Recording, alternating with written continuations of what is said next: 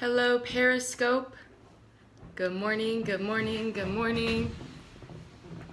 How is everyone doing today? Happy Wednesday. I hope everyone's week is going awesome. If you live in the Chicagoland area, I'm sure you are very excited about the weather that we have been experiencing. I know that I am excited about the weather that we have been experiencing. I love warm weather. Good morning, Tina Dene.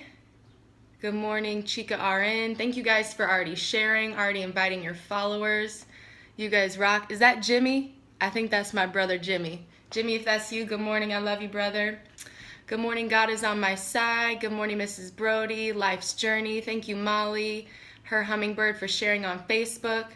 Hello. Hey, Jimmy, it's you. What's up, brother? So glad you joined. Good morning, Joy Pleasant. Hey, Rochelle. Hello, hello. I'm glad you enjoyed yesterday's scope. Good morning, good morning, good morning. All right, well, I hope that everybody's day is off to a great start. I hope you enjoyed the Periscope yesterday in honor of this week being the week of the online singles conference at which I have the honor and privilege to speak at. I am talking about relationships. So yesterday we talked about how the consequence of a bad relationship isn't just getting a heartache or isn't just getting your heart broken or get your feelings hurt, but is ultimately the destruction of your purpose. It was really good. I think it renewed even my mind about why we shouldn't settle and why we should continue to wait for the one God has for us. And if you by chance missed yesterday's scope, please go to youtube.com, type in my first and last name, and you can find yesterday's scope on YouTube. A kind lady that goes to my church named Joyce Dottie. I love her. She puts all of my Periscopes on YouTube. So if you missed yesterday's and you want to go watch yesterday's as well, just go to YouTube and type in my first and last name.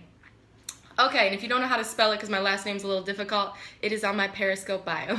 So, all right, well, good morning, everybody. In continuation of what we started talking about yesterday, about bad relationships and why you should be so careful not to enter into a bad relationship, today I want to talk about why people get in bad relationships in the first place. You know, a lot of times we find ourselves settling. A lot of times we find ourselves ignoring the warning signs. So yesterday we talked about, you know, how the warning signs are there. But I think that there are reasons that we begin to ignore the warning signs, and these set us up to settle. And a lot of times the setup that the devil begins to try to make you settle for the wrong relationship begins at a very early stage and at a very young age in your life.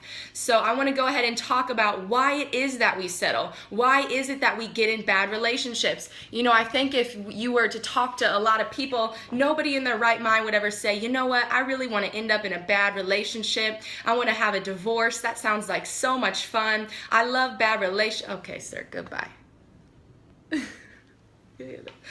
I love bad relationships. I love getting my feelings hurt. I love being heartbroken. I love being disappointed. I really honestly think that unless somebody was maybe out of their mind, no one ever says, I'm looking for a bad or destructive relationship. People don't enjoy being hurt. But why is it that it seems that almost the majority of people end up in wrong relationships? Why is it that in the most progressive age we've ever lived in, people, the percentage of people getting divorced just continues to go up and up? And even more sadly, specifically in the Christian community. So why is it that so many people would say they don't want to be in bad relationships, and yet they find themselves in the midst of one?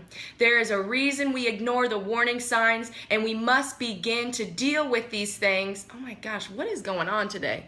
The devil is mad about something. I'm sorry, I gotta try to block these people. People are out of control. I need the saints to intercede. I don't know why the devil is so mad today about something. All right, so we're going to keep going. So I want to begin to talk about why it is that we settle and what causes us, or the great setup that causes us to settle. You know, many people think that they choose to settle at one choice throughout their lives, but there are many choices, many things that happen to us in our past, many things that happen to us in our childhood that cause us to settle and cause us to end up in wrong relationships. So I want to talk about a few of those things today, and then I want to offer you guys a solution. Okay, so the first thing I want to talk about is why people end up in bad relationships and why people ignore the warning signs. And this may not seem related, but I'm going to connect it for you guys. So the first reason that I believe that people settle, ignore the warning signs, and end up in bad relationships is their lack of trust in God. You know, a lot of us say we have faith to believe God for this, we trust God with that, we love God, we serve God, we call ourselves a Christian, yet at the end of the day, our choices and our actions would show otherwise. Because if you truly trusted God, what that means is that you would submit to Him, what that means is that you would hear from Him, and the Bible tells us that every good and perfect thing comes from God, that His plans are to prosper us and not to harm us. So God would never lead you into a bad relationship. God would never lead you into something to hurt you. So why is it that we say we love God, we say we trust God, we say we submit to Him, yet we end up in destructive relationships? And at the end of the day, the reason why is because ultimately, if we had to truly measure it, we don't honestly trust God. And I think the reason that so many of us don't trust Him is because we don't know Him. So if you feel like, you know, a lot of times people will say hindsight is 20/20. And a lot of times after getting out of a destructive relationship, people will reflect back and say, you know what, I heard God telling me no, but I didn't listen. I saw God giving me warning signs. God sent mentors, God sent prophets, God sent people to tell me that this was not the right relationship. But not only did I ignore God, I ignored the people and the warning signs that He tried to give me. And the reason that we ignore God is because we don't trust Him. And the reason we don't trust Him is because we don't know Him.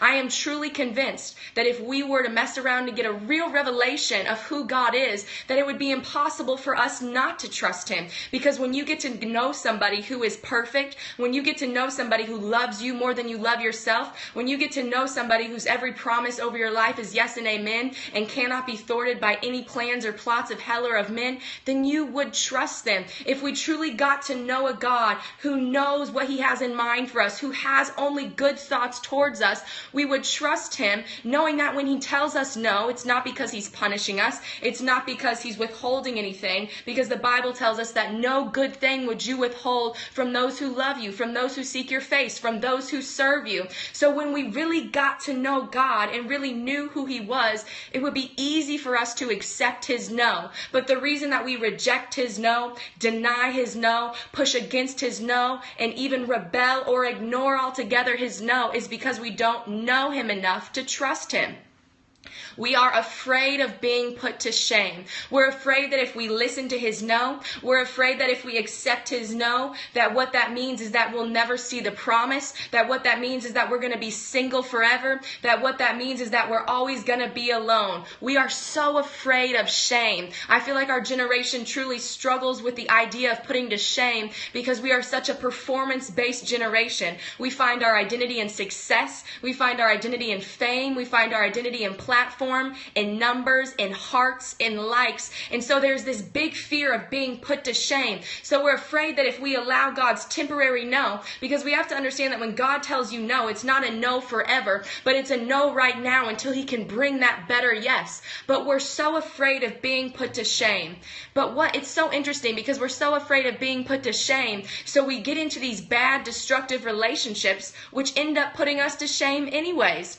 Shame is defined by this: a painful feeling of humiliation or distress caused by the consciousness of wrong or foolish behavior. So it's so interesting that we have a fear of being put to shame, which causes us to get into wrong relationships, which ultimately will put us to shame.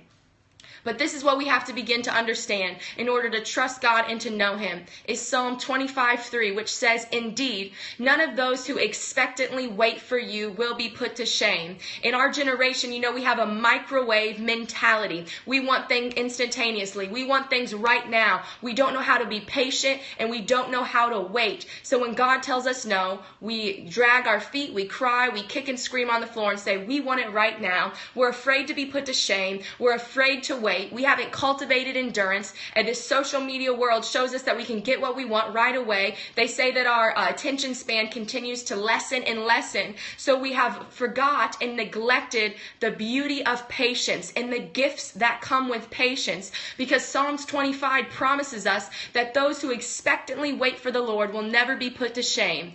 Those who turn away from what is right and deal treacherously without cause will be ashamed. So it says right there that those who turn away from what is right will be put to shame. So it's so interesting how the cycle perpetuates, because we're afraid to be put to shame. So we ignore God and do what we want now. We turn away from what is right, which the Bible tells us is exactly what will lead us to humiliation, is exactly what will lead us to embarrassment. So what we have to begin to understand is if you have a problem trusting God, if you have a problem listening to his no, if you have a problem getting in relationships when he clearly tells you not to, the issue at hand is that you don't trust him because you don't know him. So you have to begin to know him. These are things that you need to meditate on, that the Bible tells us that every good and perfect thing comes from him, that the Bible tells us that when we seek him first and his righteousness, when we seek the kingdom of God, that all these things shall be added on to us. The Bible promises us that he works together in all things for the good of those who love us. The Bible tells us that he has a plan for us, plans to prosper us and not to harm us, and plans to give us a hope and a future. So what we have to begin to understand is the reason we end up in these deadbeat relationships with people who are honestly losers, who do not love us, who do not care about us, is because we don't know the God we serve. Because if we knew the God we serve, we would not want to spend one moment wasting our time in the wrong relationship, and we would begin actually to rejoice at God's no, because one of God's no's is one step closer to his yes. One of God's no's means that I love you so much, son, I love you so much, daughter, that I'm telling you no because I have something better for you. Why we despise God's no and get into the wrong relationships anyways is because we don't value his no, and we don't truly understand that his no now is his commitment in us and is his promise to give us a better yes. So when God tells you no, it's because he loves you. When God tells you no, it's because he's committed to you. When God tells you no, it's because he has something better for you. So we've got to learn to love God's no. So when someone comes along and says, hey, I'd like to take you on a date. Hey, let's go to coffee. And God says, you know what? He may look like a great guy, but tell him no. When someone pops that inbox on Facebook and says, hey, woman of God, I love your ministry. Thank you, brother. How are you? Have a blessed day. When God says no, I say, okay, God, I see your no. And I know that that no is one step closer to a yes. I know that that no is because you value my purpose. You value my destiny. And you don't want to see me end up in a relationship that will destroy that. So I know that every no is one step closer to a yes. Every no shows me how much God is invested in me. So what we have to begin to do is we have got to learn who God truly is, and we have got to learn to love his no. All right. Reason number 2. That the great setup takes place, and that the setup causes us to settle. And the reason that people end up in dead-end relationships is because they do not know who they are. We are walking around in a generation full of people thirsty for identity, thirsty to know why they are here, hungry to know what their purpose is, searching for their purpose, searching for their destiny, searching for the meaning of life. We are a generation who actually wants to know wants to be connected to some kind of spirituality, wants to be connected to something greater. But the thing is that we have been in an identity crisis where we are finding our identity in all the wrong things. And this is what I have to tell you. If you don't know who you are, you can't possibly value who you are. If you don't know who you are, how are you going to value you? If you don't know your worth, how are you going to value and protect your worth? If you don't know your worth, if you don't know your value, if you don't know why you're here, then you're not going to protect it. You're not going to say, you know what, I know I'm better than this. If you don't know, if someone hands you a quarter, if someone comes over here from another country and someone hands them $1, but someone doesn't know the worth of $1, and someone comes up to them and says, hey, I have this real shiny quarter, it's beautiful, it's worth more than that $1. That $1 is just a piece of paper. This is a piece of gorgeous metal. I want to trade you that dollar for that quarter. Well, if the person is unaware of the value of the dollar that they possess, then they will quickly trade in that dollar for that quarter because that quarter looks shiny. The dollar looks like a piece of paper, easily ripped, easily torn. It gets wet. It looks ruinable. So if someone does not know the value of a dollar, then when the devil comes flashing a quarter, they're going to say, take this dollar. I want that quarter. So that's what we have to understand is if you do not know your value, you'll trade it in for something less. So we have got to begin to know who we are.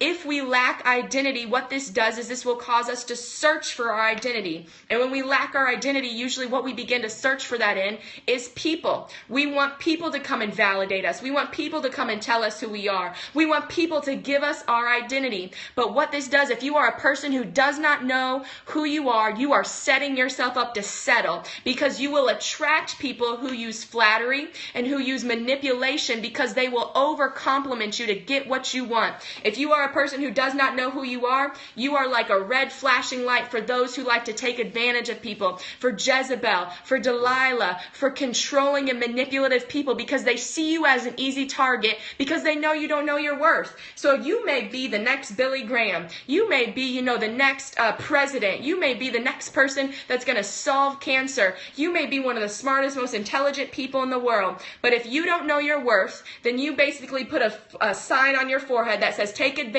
of me, and you will attract manipulative people. You will attract people who flatter. So there will be these people who will come to you and over-compliment you. They'll lay on the compliments thick. They'll use flattery to manipulate you to get into relationship with them because they know all they have to do is they can abuse and abuse and abuse and use and use and use, and they flatter you one time, give you one good compliment one time, and you're going to stay because you're desperate for identity. You're desperate to be affirmed. You're desperate to find a place of belonging. So when you don't know who you are setting yourself up to be used, to be abused, to be manipulated, and to end up in wrong, bad, dead-end relationships. If you don't know your worth, then people are going to take advantage of that. That's the world we live in. So we have to know who we are.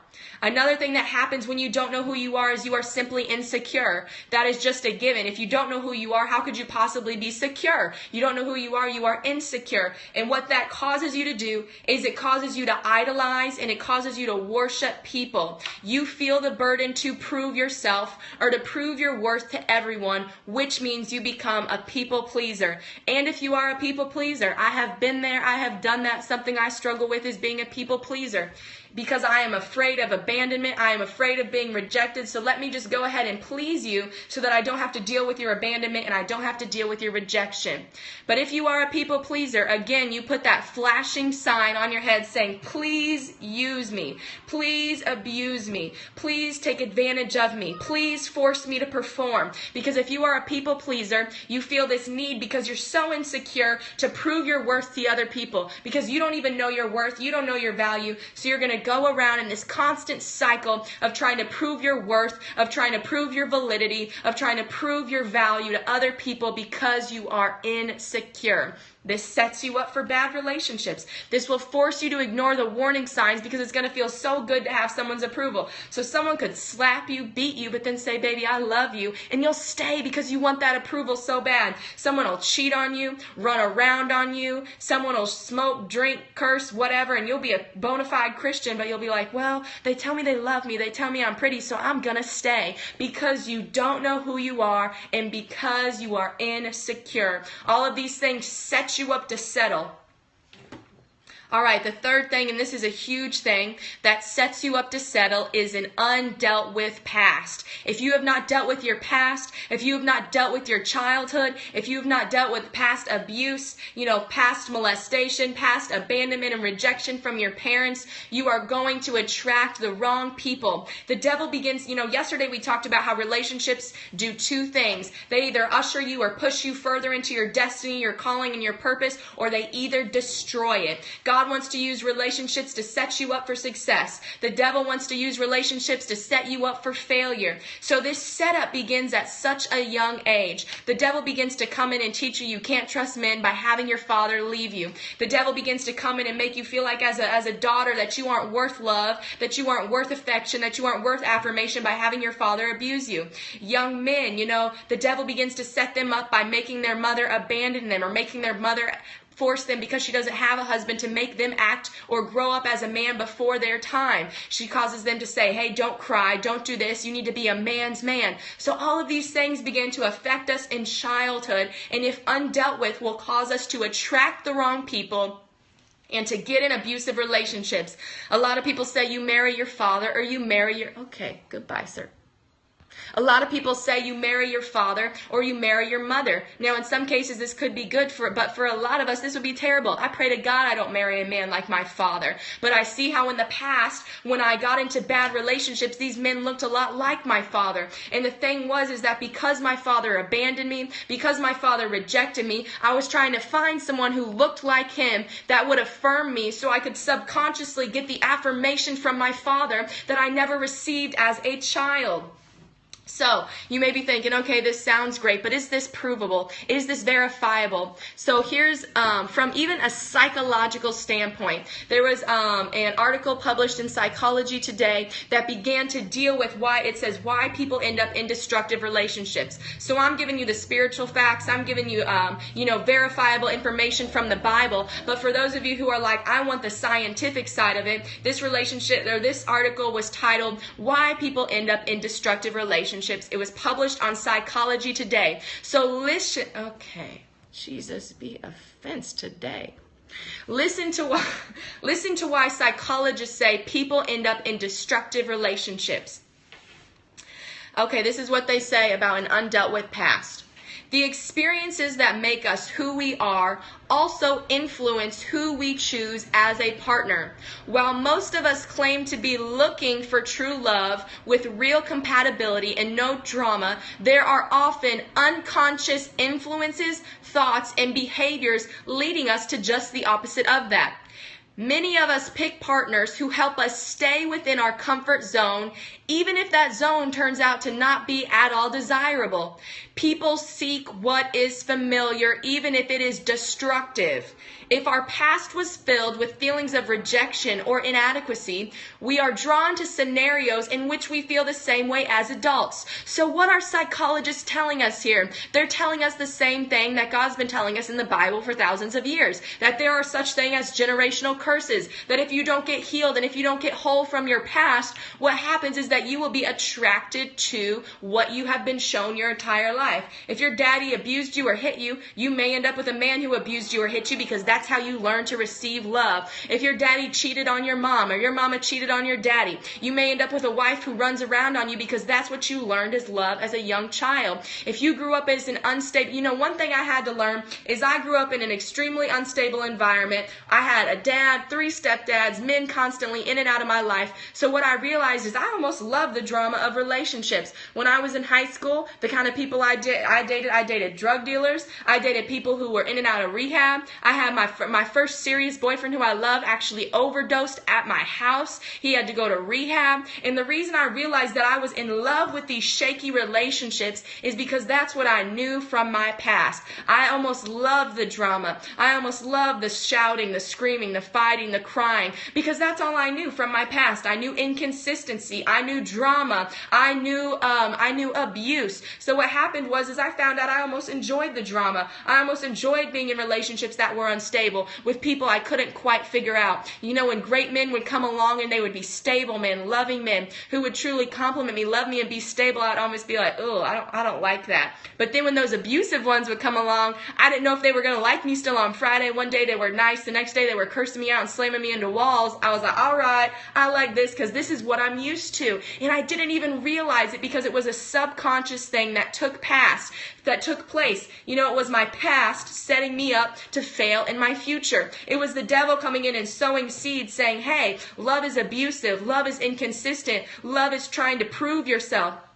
I liked a good challenge. So when somebody was addicted to drugs, you never knew what side of them you were going to get. So I was addicted to drug dealers. I was addicted to men who had drug addictions, because what that meant is I got to play this game of trying to prove to them that I was worth their love. I was fighting against drugs. I was fighting against other women. I was fighting against all these other things. But that's what I learned. I learned that love was to perform. So even when good men in high school would come along, people, whatever, quarterback of the football team, whatever, nice people going places in life, I'd be like, you're boring, no thanks.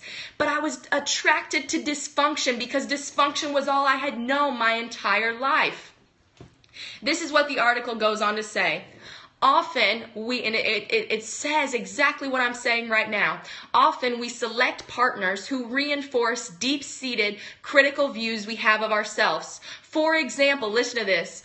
Okay, my God. What's going on today?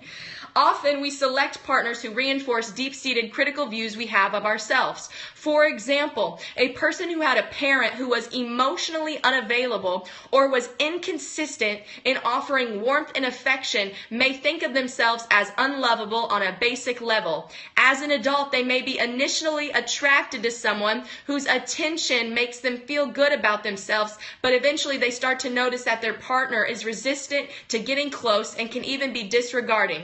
Even as they are tormented by feelings of rejection, they usually fail to realize that the very reason they were so drawn to this person in the first place was because they sense that he or she supports these all too familiar feelings of being inadequate and being undeserving.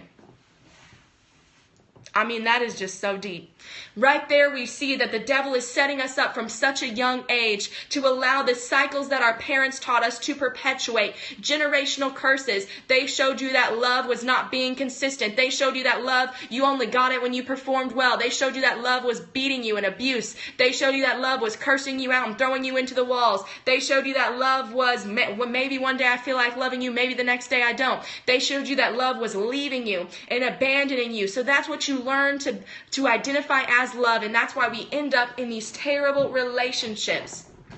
So if you want to know why you end up in a relationship with someone like your mommy or your daddy, you want to end up in all these abusive relationships, my question to you is this: have you dealt with your past? Because an undealt with past will cause you to end up in repeated cycles of abusive relationships. So that right there, those three things are how we get set up to settle and why we ignore the warning signs and get into bad relationships. As I shared yesterday, I am extremely passionate about seeing people ending up in the right relationships, in those Elijah and Elisha relationships, in those Sarah and Abraham relationships, in those Mary and Joseph relationships, in that Peter and Timothy relationships that further usher you and push you into your destiny. But if you are not careful and you don't begin to deal with these things that set you up for relational failure, you will end up in, like we talked about, the Samson and Delilah relationships. So today I talked about why we ignore the warning signs. But if you want to know what some of these warning signs are, yesterday we talked about how a relationship, the destructive parts of a relationship are coming for your destiny. Today we talked about why it is that we ignore those warning signs. But if you're like, okay, I really don't want to end up in a bad relationship, which honestly I hope is everyone on this Periscope, whether you're single, whether you're dating, or whether you're engaged. Engagement doesn't mean that the deal is signed. Engagement means that you're still trying to figure out, is this person the right person for you? So whether you're single, dating, or engaged, you need to know the warning signs that he or she is not Mr. or Mrs. Right. Because sometimes we ignore those signs. Sometimes we get into destructive relationships anyways. But having been someone myself personally who has been in the most destructive and dysfunctional relationships, who has even gone through a devastating divorce a few years ago, I know that it is now part of my calling to help people enter into the right relationships and avoid destructive relationships. So, if you're listening and you're like, hey, I don't want to end up in one of these destructive relationships, or I'm sick of this same cycle of ending up in bad relationship after bad relationship and I don't know why, I need to know the warning signs, then I have an answer for you. I don't know if you guys know who Married and Young is, Jamal and Natasha Miller. They are changing the game for Christian singles and for Christian married couples. They are changing the game of Christian relationships. And tonight they are allowing me to co-host a webinar with them called The 7 Warning signs that he is not Mr. Right or that she is not Mrs. Right. So if you want to know the warning signs, if you want to avoid getting into a bad relationship, this webinar that we are doing tonight is completely free. We just want to help people. We are just sick and tired of seeing Christians ending up in bad relationships that destroys their purpose. So if you are sick of that cycle, if you've seen your mom and dad and everyone else you know be in bad relationships, then what you need to do is you need to learn the warning signs to be free. Let the perpetuating cycles stop with you. Let the generational curse stop with you. Let the bad relationships stop right now. Stop ruining your life. So what I want you to do is I want you to sign up for this absolutely free webinar tonight that myself and Jamal and Natasha Miller, the co-founders of marriedandyoung.com, are going to be hosting, called the 7 Warning Signs that he or she is not Mr. or Mrs. Right.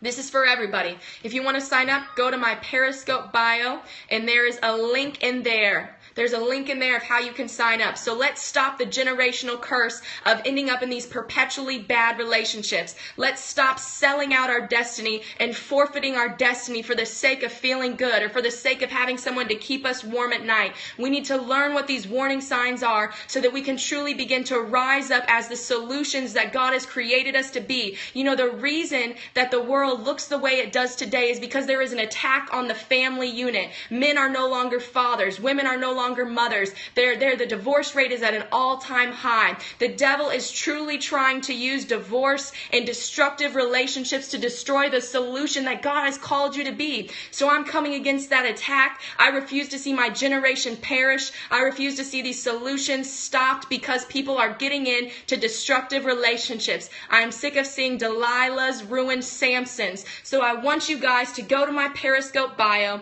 and to sign up for this completely free webinar that I will be hosting with Jamal and Natasha Miller tonight, called 7 Warning Signs that he or she is not Mr. or Mrs. Right. Go sign up right now. It's completely free.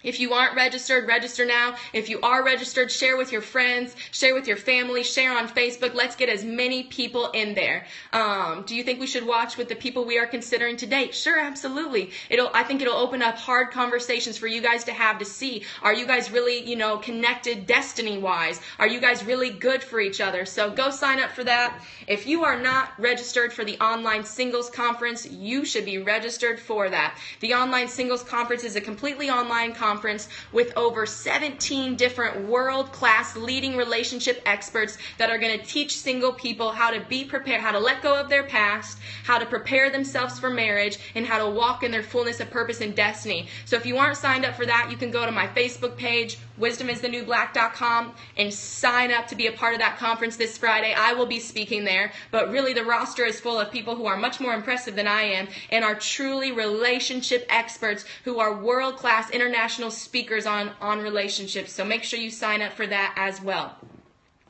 All right, so I hope everybody is feeling free today, because we just found out the setup to settle and why we ignore the warning signs. So yes, Dr. Faith Wakoma will be there. She is the bomb.com. Apostles Matthew and Camila Stevenson, who are amazing, my spiritual parents, will be on that conference. Heather and Cornelius Lindsay will be on that conference. Lamar and Ronnie Tyler. It's an amazing setup. So go get your free webinar tonight, and then go right now and sign up for the Online Singles Conference. We as singles are going to be free in this season, and it's going to be awesome. So I love you guys so much. I will see you tonight, and make sure you join tonight as well, because Jamal and Natasha and I are all going to have a special offer for you as well. So I love you guys. Have an awesome Wednesday, and I will see you guys tonight. Like I said, there will be a webinar tonight, so make sure you join. People are asking me what time. I'm trying to remember what time. I have so much going on. Jesus, help me figure this out, God. It's at 8 p.m. Central Standard Time. Thanks, guys. People got my back. That's why you guys are my hashtag Scope family. I just show up at the right place at the right time because I just got so much going on. But I feel blessed and honored to be doing it. So 8 p.m. Central Standard Time, 7 warning signs he isn't or she isn't Mr. or Mrs. Right. I will see you guys there. Have a blessed Wednesday. Do not miss this. It's free. You have no reason to miss this. It is absolutely free. So love you guys. Register for that. Register for the online singles conference, and I will see you tonight at 8 p.m. Central Standard Time. We are going to be turning up and talking about how to avoid those relationships that will destroy your destiny. Have a great day. Bye.